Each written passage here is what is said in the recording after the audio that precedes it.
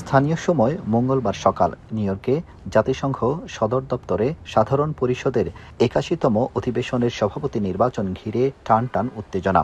বৈশ্বিক কূটনীতির সবচেয়ে বড় মঞ্চের শীর্ষ পদের লড়াই। সাধারণ পরিষদের ৮১তম অধিবেশনের সভাপতি বেছে নিতে ১৯৩ সদস্য রাষ্ট্রের প্রতিনিধিদের মধ্যে ১৯০টি দেশ ভোটাভুটিতে অংশ নেয়।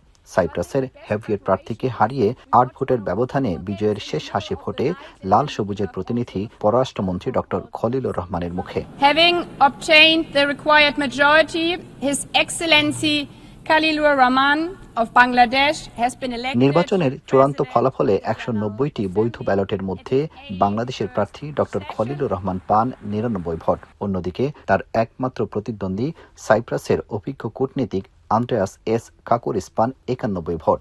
তীব্র প্রতিদ্বন্দ্বিতাপূর্ণ নির্বাচনে ৯৯ ভোট পেয়ে বিশ্ব মঞ্চের সর্বোচ্চ নীতি নির্ধারণী ফোরামের প্রধান চালকের আসনে বসেন বাংলাদেশের পররাষ্ট্রমন্ত্রী। Madam President, many thanks for your words of felicitation, and I too look forward to working very closely with you. এরপর মঞ্চে দাঁড়িয়ে বাংলাদেশের পক্ষে প্রতিনিধিত্ব করার সুযোগ দেয় প্রধানমন্ত্রী তারেক রহমান ও সমর্থনকারী রাষ্ট্রগুলোকে ধন্যবাদ জানান doctor Khalilur Rahman. I would like to thank my Prime Minister, Mr. Tariq Rahman, for nominating me.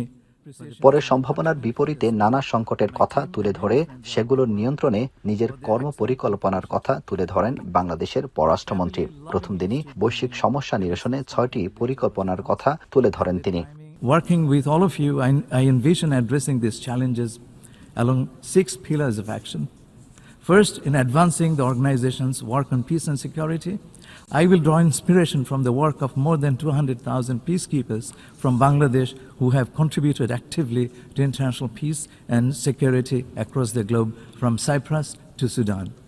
এছাড়াও জাতিসংঘের কার্যক্রম আরও অংশগ্রহণমূলক ও গতিশীল করতে সদস্য রাষ্ট্রগুলোর সঙ্গে সহযোগিতার সম্পর্ক অব্যাহত রাখার ঘোষণা দেন খলিলুর রহমান।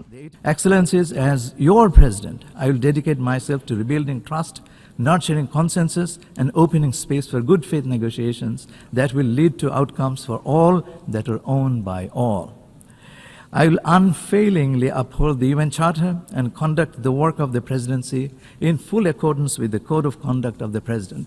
ডক্টর খলিলুর রহমান ১৯৭৯ সালে ঢাকা বিশ্ববিদ্যালয় থেকে অর্থনীতিতে MA পাশ করেন। একই বছর সিভিল সার্ভিস পরীক্ষায় প্রথম স্থান অর্জন করেন তিনি। পরবর্তীতে তিনি টাফটন ইউনিভার্সিটির Fletcher school of law and diplomacy থেকে PhD ডিগ্রি অর্জন করেন। একই সঙ্গে উচ্চতর শিক্ষা নেন হার্ভার্ড ইউনিভার্সিটির স্কুল অফ গভর্নমেন্ট থেকেও। ১৯৮৩ থেকে ১৯৯১ সাল পর্যন্ত জাতিসংঘের বাংলাদেশ স্থায়ী মিশনে দায়িত্ব পালন করেন তিনি। এছাড়াও ২০০১ সালে তৎকালীন তত্ত্বাবধায়ক সরকারের প্রধান উপদেষ্টা বিচারপতি লতিফুর রহমানের একান্ত সচিবের দায়িত্ব পালন করেন তিনি।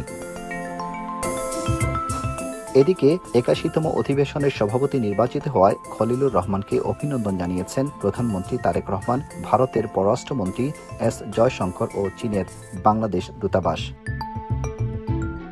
আব্দুল আহাদ, এখন যুক্তরাষ্ট্র।